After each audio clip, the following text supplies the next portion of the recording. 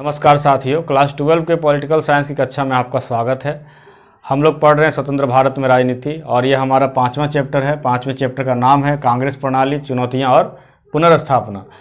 तो ये जो 1967 का चुनाव हुआ, 1967 का चौथा आम चुनाव, उसी के बाद कांग्रेस में विभाजन की शुरुआत शुरू हो गई।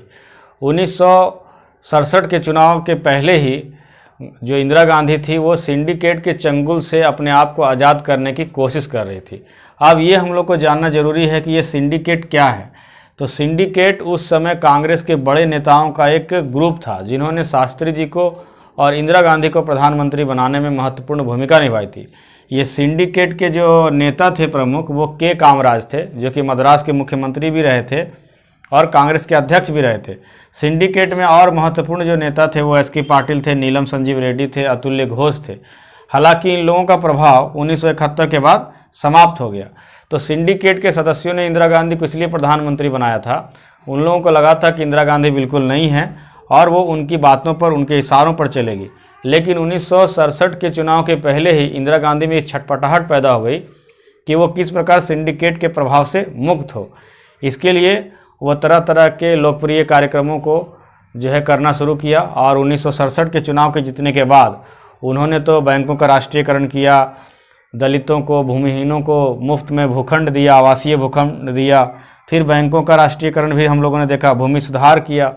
इस तरह से उन्होंने वामपंथी जो लोग थे, वामपंथी लोगों के जो कार्यक्रम होते हैं उनको रंग देना शुरू किया। अर्थात इंदिरा गांधी अपने आप को समाजवादी के रूप में पेश करना शुरू किया। अब इनका कार्यक्रम इतना अच्छा था कि इनके जो कांग्रेस के सिंडिकेट के मेंबर थे उनकी भी स्वीकृति मिल गई। उन लोगों भी खोल करके इसका विरोध नहीं किए, लेकिन उन्हें संदेह हो गया कि इंदिरा गांधी जो है अब हम लोग के हाथ से निकलने वाली है।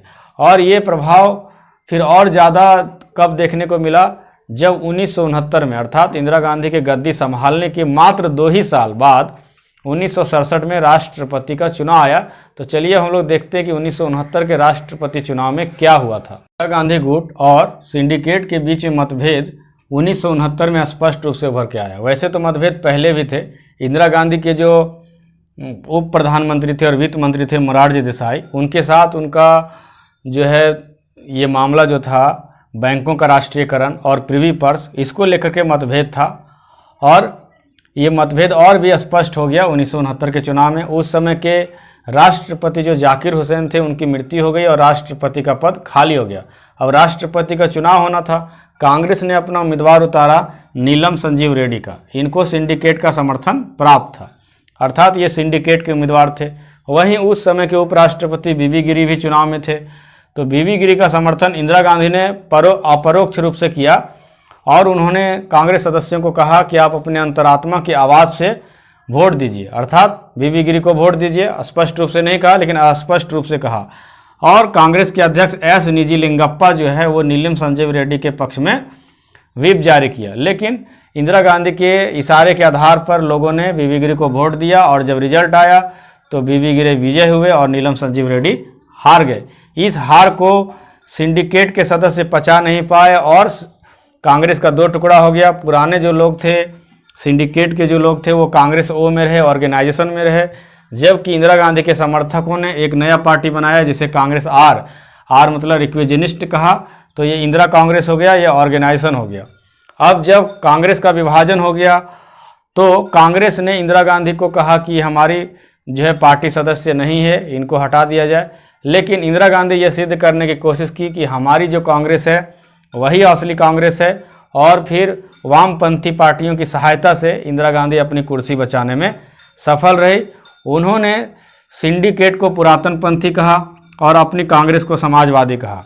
उन्होंने अपनी पार्टी को गरीबों का हिमायती कहा और सिंडिकेट के पार्टी को अमीरों की पार्टी कहा। इस प्रकार सत्ता के संघर्ष को इंदिरा गांधी ने विचारधारात्मक लड़ाई बना दी, वो एक सिद्धांत की लड़ाई बना दी। अब इस प्रकार हम लोग देखें कि 1969 का चुनाव जो है कांग्रेस में स्पष्ट विभाजन कर दिया। इसके बाद इंदिरा गांधी फिर भी चलती रही, अपना कुर्सी चलाती रही, लेकिन बीच में ही वो लोकसभा भंग करवा दी और आ गया 1971 का चुनाव। वैसे चुनाव होना था 1967 के 5 साल बाद, अर्थात 1972 में, लेकिन 1969 का चुनाव 1971 का चुनाव हो गया। तो तो चलिए हम लोग देखते हैं कि 1971 के चुनाव में क्या हुआ। 1969 के राष्ट्रपति चुनाव के बाद इंदिरा गांधी ने अपने को किसी प्रकार साम्यवादियों के हेल्प से और डीएमके पार्टी के हेल्प से अपने आप को बचा तो लिया, लेकिन अब इंदिरा चाहती थी कि ये वामपंथियों और डीएमके वगैरह के चंगुल से भी निकला जाए, क्योंकि वो सिंडिकेट से तो निकल ही चुकी थी। तो उन्होंने अपने लोकप्रिय कार्यक्रमों को, वामपंथी कार्यक्रमों को, समाजवादी कार्यक्रमों को बहुत ही जल्दी से धरातल पर उतारना शुरू कर दी। उन्होंने भूखंड देना शुरू किया, आवासीय भूखंड भूमिहीनों को, बैंकों का राष्ट्रीयकरण किया, खाद्यान्न वितरण में सुधार किया, एकदम ज़मीनी कार्रवाई की। इस प्रकार से इंदिरा गांधी काफ़ी लोकप्रिय हो गई और पूर्ण बहुमत लाने के लिए, पूर्ण रूप से अपने दम पर कुर्सी चलाने के लिए, प्रधानमंत्री बने रहने के लिए उन्होंने सबको चौंकाते हुए 1971 में लोकसभा भंग करवा दी, जबकि लोकसभा का कार्यकाल 1972 तक था। तो 1971 में मध्यावधि चुनाव आ गए और इस चुनाव में 3 टीमें थीं, 3 तरह के ग्रुप थे। पहला था कांग्रेस आर, जिसमें कि इंदिरा गांधी का जो कांग्रेस था, उन्होंने अपना गठबंधन भारतीय कम्युनिस्ट पार्टी से किया। तो कांग्रेस आर और भारतीय कम्युनिस्ट पार्टी एक ग्रुप था। दूसरा था कांग्रेस ओ, जो कि पुराने कांग्रेसी लोग थे। और तीसरा था ग्रैंड अलायंस। ग्रैंड अलायंस में गैर साम्यवादी और गैर कांग्रेसी दल सभी एकजुट थे। ये गैर साम्यवादियों में एसएसपी, पीएसपी, स्वतंत्र पार्टी, जनसंघ, ये सारी पार्टियां थी। मुकाबला लग रहा था कांग्रेस ओ के पक्ष में कि जो पुरानी कांग्रेस है उसमें बड़े बड़े नेता थे, इनको जीत मिलेगी। लेकिन जब चुनाव हुआ तो उसके बाद क्या हुआ, उसके बाद तो हम लोग चर्चा करेंगे, लेकिन पहले देखते हैं कि ये चुनाव किस आधार पर लड़े गए, किस मुद्दे पर लड़े गए। इसमें ये नई नीतियों ने इंदिरा गांधी को काफ़ी मदद की, जो बैंकों का राष्ट्रीयकरण किया, खाद्यान्न वितरण किया, भूमि सुधार किया। इन सारे कारणों से उनका लोकप्रियता जो है इंदिरा गांधी की, वो दलितों में, आदिवासियों में, महिलाओं में और नौजवानों में बढ़ गया। ये सब दलितों, नौजवानों और आदिवासियों की मसीहा के रूप में आने लगी। और ये जो विपक्ष था, कांग्रेस ओ था, ग्रैंड अलायंस था, इन लोगों के पास कोई मुद्दा नहीं था। तो इंदिरा गांधी ने इसे भुनाया जनता के बीच में जाके, और जनता के बीच में कहा कि विपक्ष चाहती है इंदिरा हटाओ, जबकि मैं चाहती हूँ गरीबी हटाओ।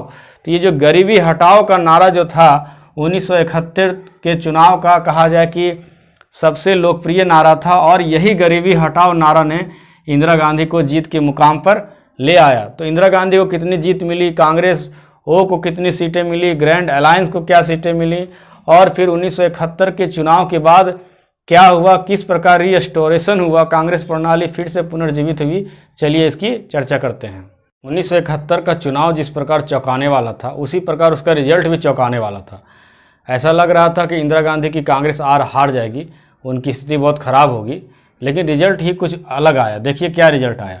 इंदिरा गांधी की कांग्रेस आर को जो गठबंधन था उसे 375 सीटें आई और 48.4% वोट इन्होंने पाया। 375 सीट इससे पहले कांग्रेस को कभी नहीं मिली थी। अकेले कांग्रेस को 352 सीटें मिली और 44% वोट मिली। कांग्रेस आर के साथ वामपंथी पार्टी भी गठबंधन में थी, ये जानते ही हैं। तो 375 सीट इस गठबंधन को मिली, अर्थात बिल्कुल स्पष्ट बहुमत, उसको किसी पर निर्भर रहने की जरूरत नहीं थी। अकेले भी जो है इंदिरा गांधी की कांग्रेस आर को बहुमत था। इस बार जो है इंदिरा गांधी आत्मनिर्भर हो गई सीटों के मामले में। वहीं कांग्रेस ओ, जहां पर बड़े बड़े दिग्गज थे, मात्र 16 सीट पे सिमट गई और इसके बड़े बड़े नेता धाराशायी हो गए, कोई अपने सीट बचाने में सफल नहीं हुए। और ग्रैंड अलायंस, जहाँ की गैर कांग्रेसी और गैर साम्यवादी सबको एकजुट हुए थे, जिसमें जनसंघ था, जिसमें एसएसपी था, पीएसपी था, सारी पार्टियां जो थी, इन पार्टियों ने 40 से भी कम सीटें प्राप्त की। अर्थात ये जो चुनाव था 1971 का, वो इंदिरा गांधी की पताका फहरा दिया, इंदिरा गांधी के झंडा गाड़ दिया। तो इस चुनाव के बाद इंदिरा गांधी जो है एक सशक्त नेता के रूप में देश के सामने उभरी। और चुनाव में तो उन्होंने अपना अच्छा प्रदर्शन किया ही लोकसभा में। फिर जब विधानसभा चुनाव हुई, जहाँ की कांग्रेस की सत्ता चली गई थी 1967 के चुनाव में, उन चुनावों में भी इंदिरा गांधी को स्पष्ट बहुमत मिला और लगभग सभी राज्यों में कांग्रेस की सरकार बनी। इस प्रकार फिर से नेहरू युग की तरह केंद्र में भी और राज्यों में भी कांग्रेस की सरकार बनी। और इस 1971 के चुनाव के तुरंत बाद भारत पाकिस्तान युद्ध हुआ बांग्लादेश के मामले को लेकर के, और इंदिरा गांधी बांग्लादेश बनाने में सफल रही, पाकिस्तान के टुकड़े हुए। इस युद्ध से पक्ष और विपक्ष दोनों में इंदिरा गांधी को प्रशंसा मिली और अब उनकी आलोचना की कोई गुंजाइश नहीं रह गई। सभी कोई उनके नेतृत्व क्षमता के आगे दांतों तले उंगली दबा ली। तो इंदिरा गांधी जो है एक बहुत बड़ी नेता, एक राष्ट्रवादी नेता के रूप में उभरी और उन्होंने 4 साल में अर्थात 71 से 75 में उन्होंने सारी चुनौतियों को धूल चटा दिया, सारी चुनौतियों को दूर कर दिया कांग्रेस के अंदर। अब कोई सिंडिकेट नहीं रहा, कोई गुटबाजी नहीं रहा। अब एक नया कांग्रेस बन करके आया जो नेतृत्व प्रधान था और जिसमें कोई गुटबाजी नहीं थी, जिसमें कोई सिंडिकेट नहीं था और फिर से पूरे देश में कांग्रेस ही कांग्रेस थी। तो इस प्रकार हम लोगों ने देखा कि कांग्रेस प्रणाली में क्या क्या चुनौतियां आई और उसका फिर से किस प्रकार रीएस्टैब्लिशमेंट, रीस्टोरेशन हुआ। तो ये चैप्टर आपको कैसा लगा आप कमेंट बॉक्स में लिखें और इसमें अगर कोई कमी हो तो अपना सुझाव देने से ना भूलें और अच्छा लगे तो अपने मित्रों के साथ शेयर करें और अगर आपने सब्सक्राइब नहीं किया है तो सब्सक्राइब अवश्य करा लें और अधिक से अधिक लोगों के पास ये पहुँचे ये चैप्टर, ये वीडियो, इस प्रकार के वीडियो, इसलिए आप इसे शेयर करें और बेल आइकन को जरूर दबा लें। तो चलिए हम लोग फिर मिलते हैं अगले वीडियो में, तब तक के लिए जय हिंद, जय भारत।